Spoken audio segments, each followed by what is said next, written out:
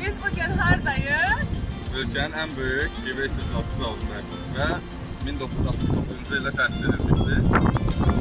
SSR'nin en büyük 6 ilin en büyük zavodundan biri oldu vaxtıyla bu gibi zavodu ve 2017 yıldan Carlsberg Azerbaycan şirketi olarak resmi olarak tanınır. Gitmiyor da.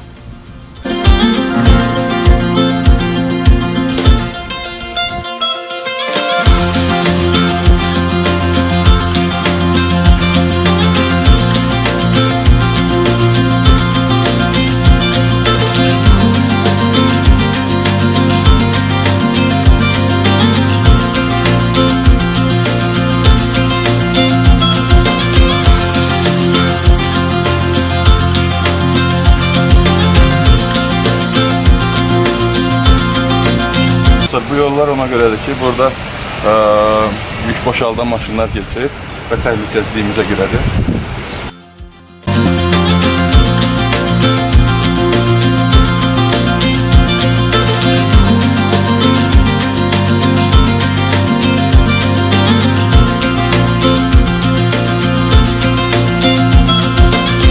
Deməli belə, arxamda gördüyünüz bu bunker nədir? Deməli, bütün o təməlinin yığılan kullantılar gəlir bura bunkerə.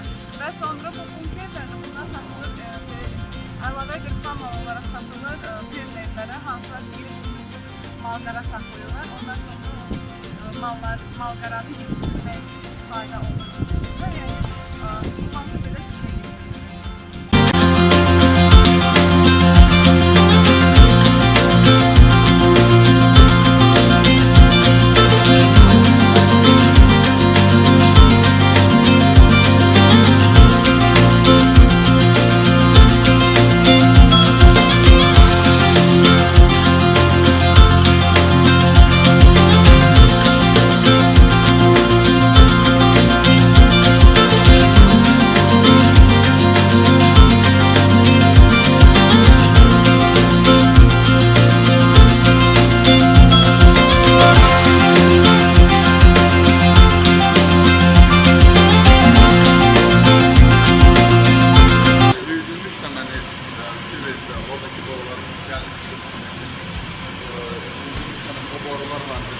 Bu kentlere yapılır. O da iki tane eklendi. Biri rezerv eklendi. Yani işte bir ara mesela bir kasası mesela alınmasa onu kendinden istifade edilir. Bunlar en büyük temeller bu borular var. Bu kentlere yapılır yerine ve orada su ile birlikte buharlanan su ile birlikte karıştırılandan sonra ondan sonra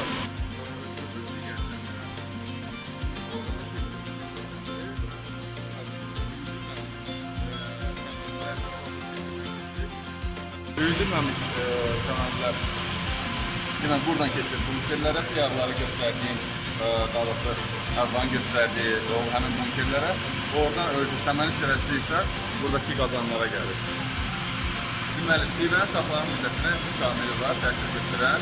Əsasən qaynama, sterilizasiya, sonra filtrasiya, bir də paraziterizasiyadır.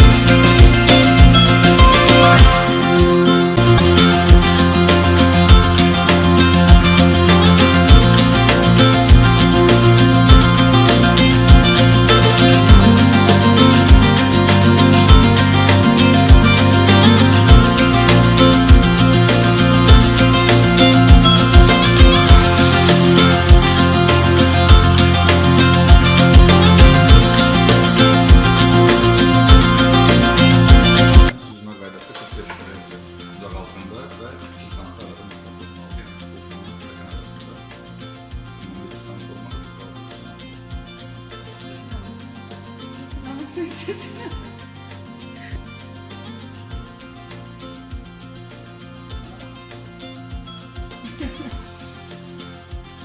İçtiğiniz hansıydı? Bu az içtim. O kadar. Bu kadar daha güzel. İçmiş. Dışları yumuşadı. Aynen. Bu da az içtim. Kızanlı bir balık. Ama ben en sevdiğim bu. Ümumiyyətlə buzxanaya qoymaq olmaz. Çünki tərkibi dəyişir. Çalışın orta belində. Buzxanadan aşağıdakı kameraya göstərilir. Bir tam soğuk halda içmək olmaz qəti şəkildə. Çünki niyə görə tərkibi dəyişir. Və belində o sadəcə sərinləşdirir içmək. Ondan əvvəl bir nüansı diqqətinizə çatdırmaq istəyirəm ki, pivəni harda, necə və nə formada içməyinizdən asılı olaraq məsuliyyətli istehlak edir. Bu nə deməkdir? Yəni, bilirsinizsə ki, bir stəkan sizi tutacaq və ondan o tərəfə keçə bilməyəcəksiniz. Ondan o tərəfə keçməyin. Yəni, bu sizin sağlamlığınıza ziyandır birinci növbədə. Və bir də sonra deyirlər ki, pivədən kökəldir. Pivədən siz düzgün istifadə etməməklə kökəlirsiniz. Əksinə, pivə dietik məhsuldur.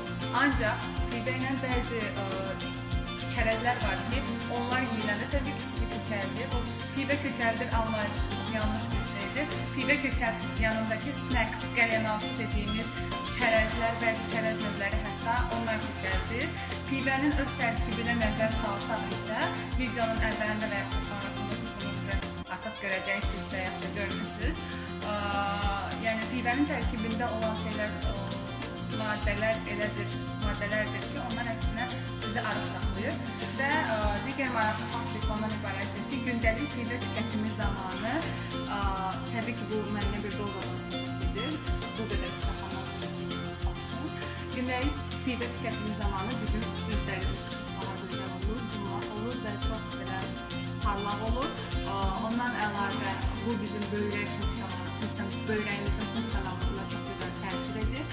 Daha sonra isə ürək-qan damar sisteminin düzgün formada belə deyək, işləməsinə yönəldir. Niyə görmürsünüz də, yəni ki, Almanlar, Danimarkalılar hamısı vaxtlar maşallah 80-90 il yaşayırlar və hamısında dozasında birinci növbədə çaxır, ikinci növbədə isə pivə durur.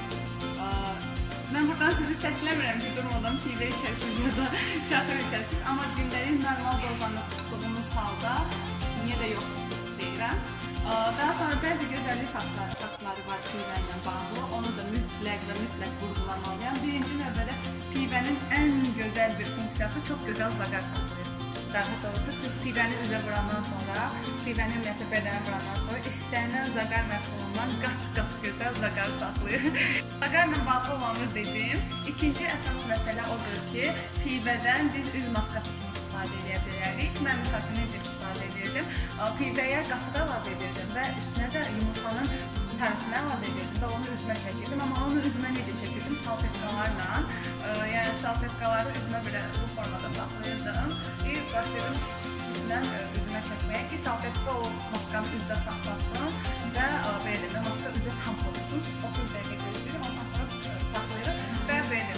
Ondan sonra heç bir makyaj eləməyə ehtiyac olunur və belə dəridəki bəzi sızanaqlar var ki, onların belə qarşısını alır. Bu ikinci gözəllik sirridir. Üçüncü gözəllik sirri isə ondan ibarətdir ki, saçların parlaqlığını ideal qoruyur. Bunu necə edirik? Deməli, mən necə edirdim daha doğrusu. Bu aralar eləmirəm, çünki bu aralar saçlarıma qarşı çox leksim var. Əvvəllər necə edirdim? Deməli, pivə çimib qutarandan sonra, saçlarımızı yuyub qutarandan sonra bir qab pivəni tökürük saçımıza aşağıya doğru.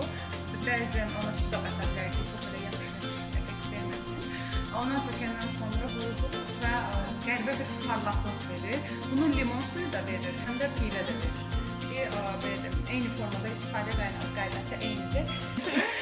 Kanalımıza abunə olmağı unutmayın. Növbəti videolarda görüşmək üzrə. Hələlik.